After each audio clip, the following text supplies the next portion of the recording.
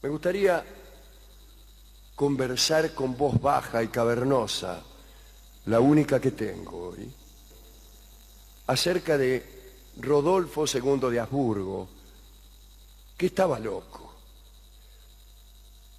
Vamos a ubicarnos el día de su nacimiento, el 18 de julio de 1552, justo el día en que conmemoraban la independencia del Uruguay.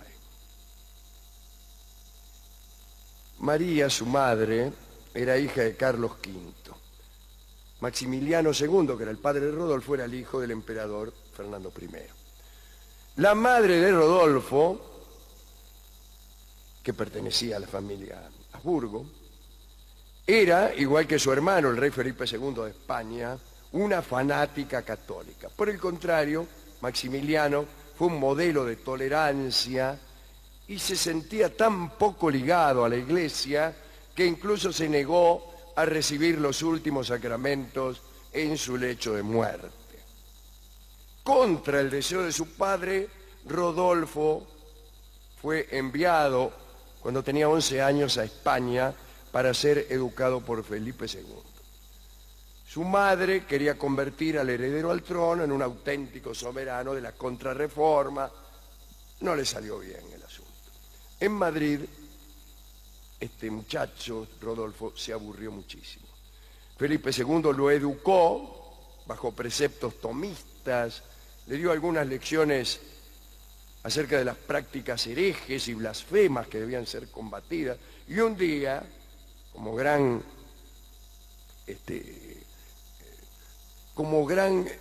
situación educativa, lo llevó a ver un auto de fe. Un auto de fe no es un Fiat que anda porque Dios es grande. Un auto de fe es un hombre que es quemado por hereje. Y peor todavía, porque lo habían quemado con maderos verdes para que el suplicio se prolongara. Rodolfo no vio un ejemplo a seguir, afortunadamente, sino que por el contrario, más tarde, siendo emperador, fue considerado el más tolerante de todos los gobernantes europeos hasta ese momento.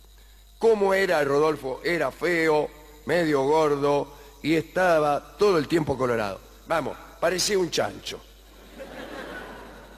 Esto era un complejo terrible para el heredero y se maquillaba constantemente para disimular aquel eterno sonrojo.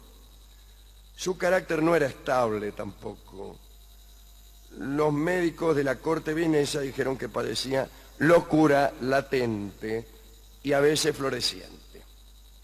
Más tarde se ha dicho que Rodolfo tuvo una locura maníaco-depresiva, que era muy melancólico, pero todo esto empezó a notarse mucho más adelante.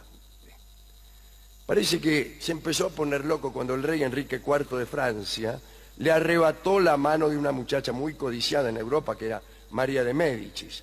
Rodolfo tenía posibilidades con la Médici, pero algunas intrigas diplomáticas hicieron que en su corte los Médicis optaran por el trono francés y se volvió loco. Ya se sabe cómo es uno cuando una persona le arrebata a la mujer amada.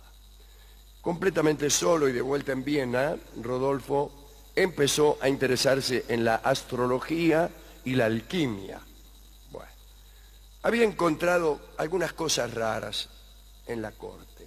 Por ejemplo, un vaso de ágata de 75 centímetros.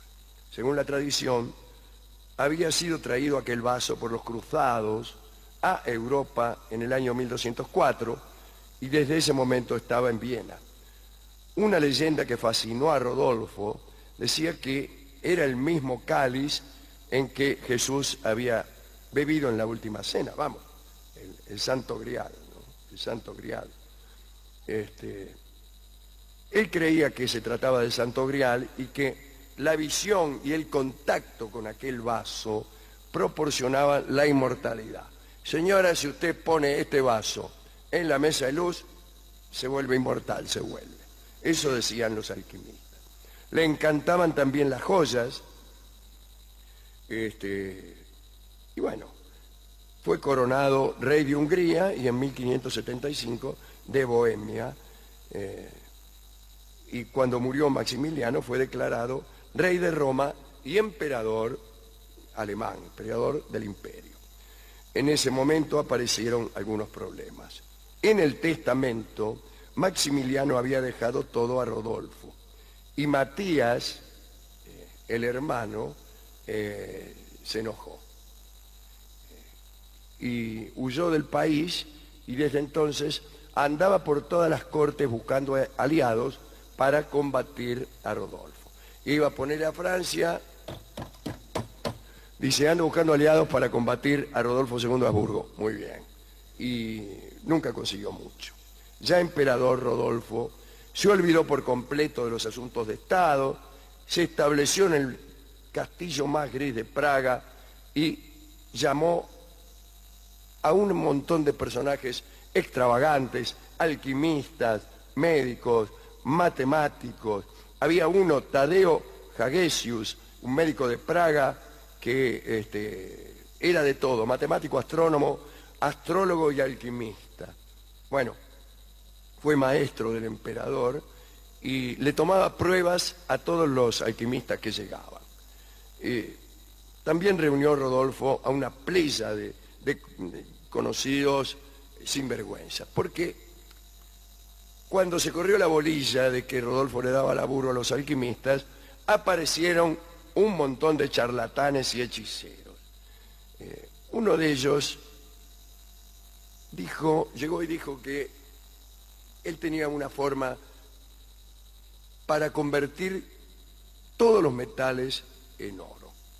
Bueno, muy bien. Entonces, se llamaba Hieronymus Scotus. Bueno, y le dijo, mire, yo convierto todos los metales que toco en oro. Y aquí tengo una bolsa, y le dejo una bolsita, para que usted, su majestad, la llene con la recompensa que considere adecuada.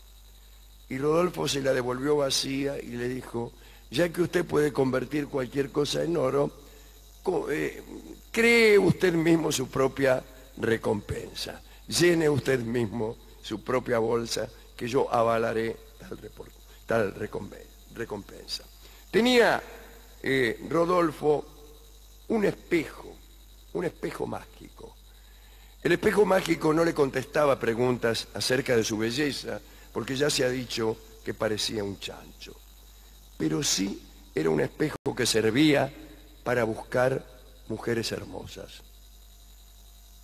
Vos te ponías a la medianoche frente al espejo y de pronto el espejo devolvía la imagen de una hermosa.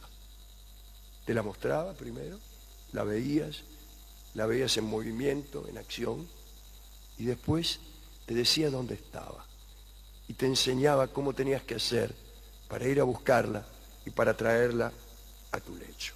Ese espejo quiero yo. La fama de Rodolfo llegó hasta Inglaterra. Estuvo en Praga el alquimista John Dee, y parece que fue él el que le dio el espejo milagroso, buscador de mujeres hermosas. Todos los que rodeaban a Rodolfo se encargaban de asuntos extravagantes. A cada uno lo enviaba lejos, con encargos tremendos. A uno lo enviaba a España a buscar una piedra que servía para ahuyentar la melancolía y las palpitaciones. A otro lo mandaba a buscar un collar que ayudaba a elegir los sueños. Uno apretaba suavemente una de sus perlas y tenía un sueño donde cazaba fieras. Otra perla daba sueños eróticos, la otra sueños premonitorios, y así. Entre los años 1590 y 1601, Rodolfo no pudo atender a nadie. Eso se llama estar ocupado. 11 años sin atender a nadie. Intentó suicidarse 3 veces durante ese lapso. Todos decían que estaba hechizado. Solo le levantó un poquitito el ánimo, la llegada a su puerta del astrónomo Tycho Brahe. Y Rodolfo le regaló un castillo. Esos son amigos que me gustan a mí. Llegás de visita y te regalan el castillo de Vanatec. Y le dijo, conviértamelo en un enorme observatorio. Un año más tarde, Brahe llevó a ese lugar nada menos que a Johannes Kepler, que fue nombrado astrónomo y astrólogo del emperador. Bueno, la mamá de Kepler, acá ahora que estamos solos, había sido quemada por bruja. Y él se había salvado con el hilo de una pata de la hoguera. En el castillo Vanatec pudo vivir con tranquilidad y tuvo a su disposición el mejor observatorio europeo. Rodolfo, siguiendo el dictado de las estrellas, decidió nombrar a Melchor Schlesel canciller de Viena, y fue el propio Schlesel quien en 1606 se pronunció contra Rodolfo. ¿A favor de quién? De Matías, aquel hermano a quien habíamos dejado olvidado 6 párrafos atrás. Rodolfo murió de fuego frío. Es una enfermedad que contraen los locos. Ya hacía tiempo, cuando murió Rodolfo, que Matías se había hecho dueño de Austria, de Hungría y de Bohemia. Dicen que el último pedido de Rodolfo fue que le trajeran aquel vaso cuya contemplación confería la inmortalidad. Por las dudas, lo llenó con un licor que era tenido por arcano, misterioso y milagrero. Tomó un poco y al cabo de unos minutos murió. Eso es lo que suele suceder cuando uno toma el licor de la inmortalidad. A los pocos minutos muere. A mí me hubiera gustado conocer a Rodolfo de Habsburgo. Es más, me hubiera gustado ser Rodolfo de Habsburgo y tener un espejo que me permitiera vislumbrar primero y encontrar después a la mujer amada, y tener una piedra que curara la melancolía, y tener un collar que me permitiera elegir mis sueños. Pero ahora que pienso, no sé si me hubiera gustado ser Rodolfo. Por ejemplo, no me hubiera gustado morir de fuego frío. Eso es lo malo de ser otra persona. Uno no puede elegir las cosas que le suceden con beneficio de inventario. Pero lo que estoy seguro de no querer es la locura. Yo no quiero volverme tan loco. ¿Entienden?